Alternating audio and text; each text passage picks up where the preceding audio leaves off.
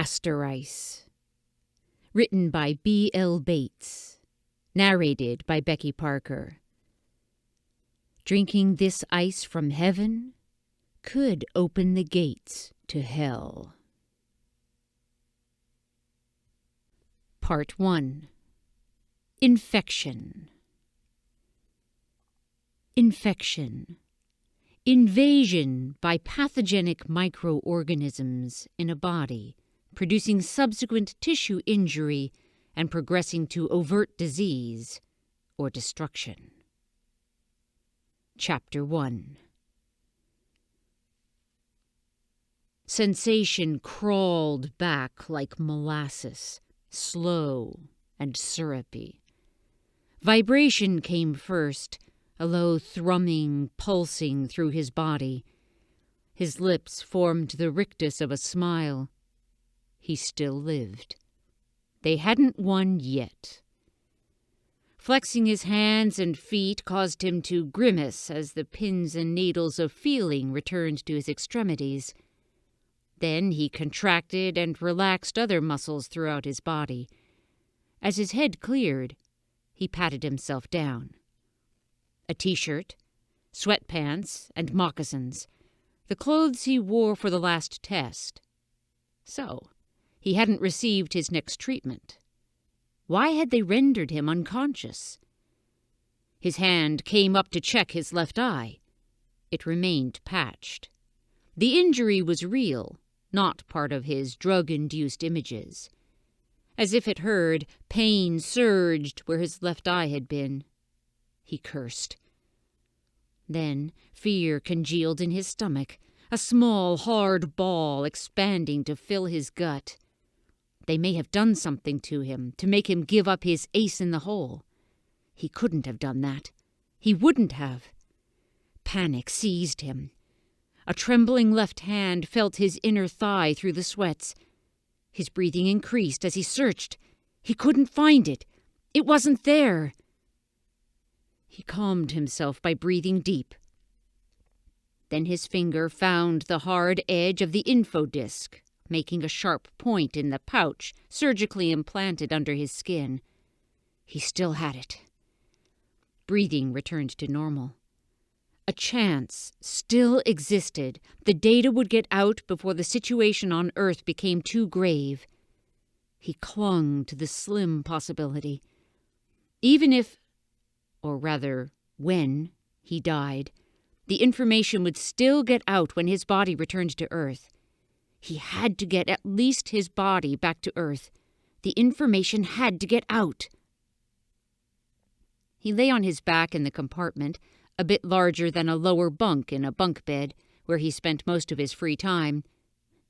Free being defined as the time whenever he wasn't being prodded, poked, or tested to exhaustion, or wired up with so many electronic patches after being made to ingest something foul, or his reactions measured after being forced to breathe gases producing a hallucinogenic or other detrimental effect.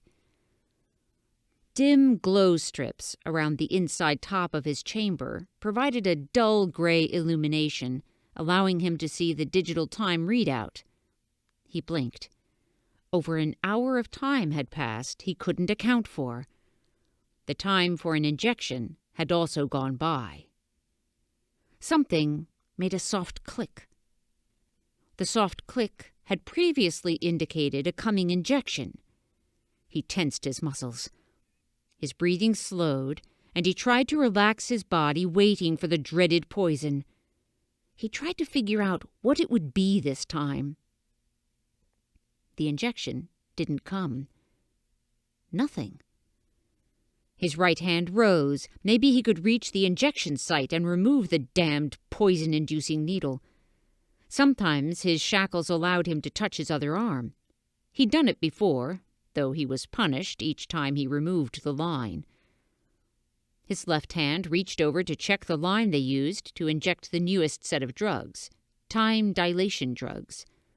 The line he called the injection line had been removed. His right arm moved without hindrance, no shackles. Instead of the 3 lines into his arm, One lone line remained. Its location made it the nutrient IV. No line for the infecting agent, but no painkiller either. Without the painkiller, his safety blanket had vaporized.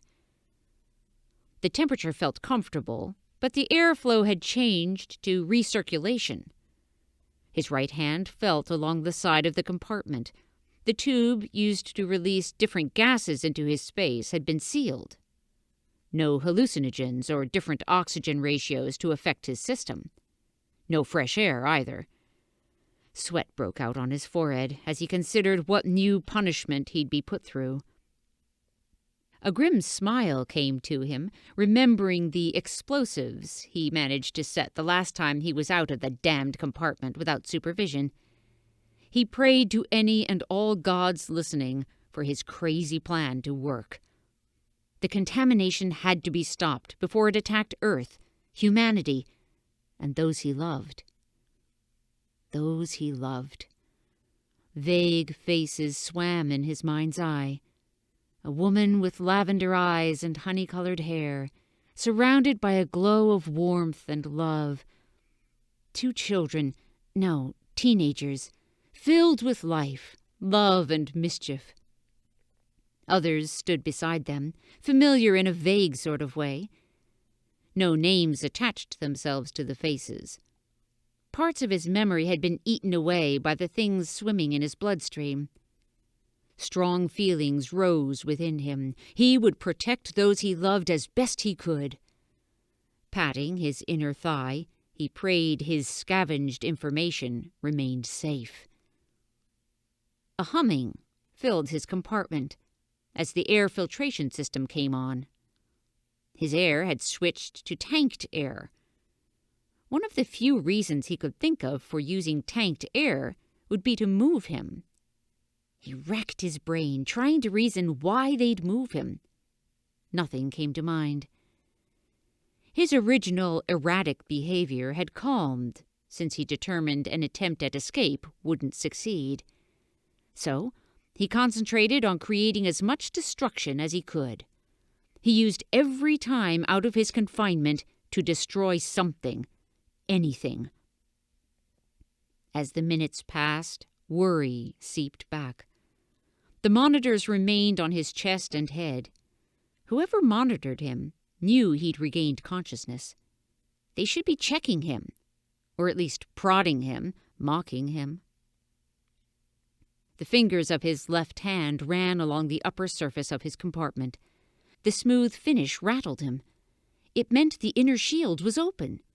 He should be able to see out. Yet the single light source came from the glowing strips in his compartment. He squinted. About 6 inches out from his prison, he could see another barrier. His mind raced with possibilities.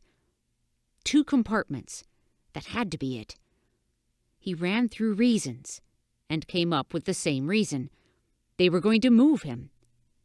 They could have run out of tests or other tortures to try on him. A shudder passed through his body. Maybe another site had been set up with more ingenious testing devices. It could mean, when the outer container opened, a chance to escape might exist. He had to be ready.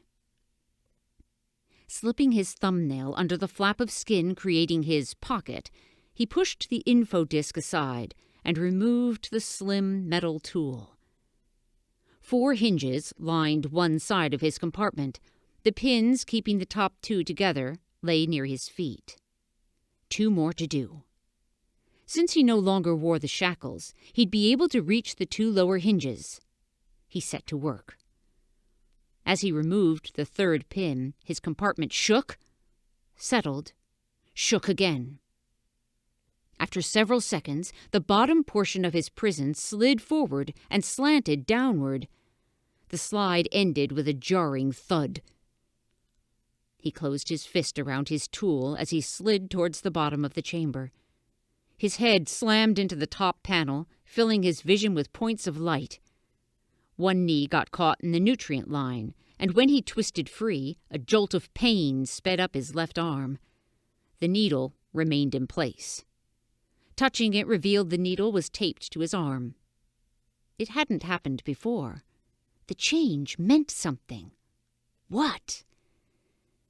After rocking back and forth for several minutes, his chamber slanted in the opposite direction and then flattened out. Now, small bumps and turns caught his notice. He was moving. The thought troubled and excited him. The dull thrumming of an engine vibrated his chamber. A soft motion, as if on a sailing ship, indicated he rode a hovercraft of some kind. After gentle bouncing, lasting about 15 minutes, something clanked around his chamber and lifted him into the air. He imagined being lifted high into the air and then dropped. The chamber would withstand a sizable drop. It had to. He didn't drop. The resistance of sliding along a smooth surface told him he'd been transferred to another enclosure. The motion stopped. He heard the clank of more straps as the chamber became secured. A soft humming indicated something added to his nutrient line. His vision blurred, his muscles relaxed. His attention pulled back from his surroundings. He'd been drugged. The outer hatch popped open. Not yet. The last hinge pin hadn't been removed. He couldn't move. He couldn't thrust the inner door open and escape. Despair surrounded him. A helmeted figure leaned over him. The fuzzy image of a head inside turned to him. It clarified, grew fuzzy, and then stayed clear. The face of a woman, with soft lavender eyes and honey-colored hair, stared at him. Her name almost came to him. Almost. He lost consciousness.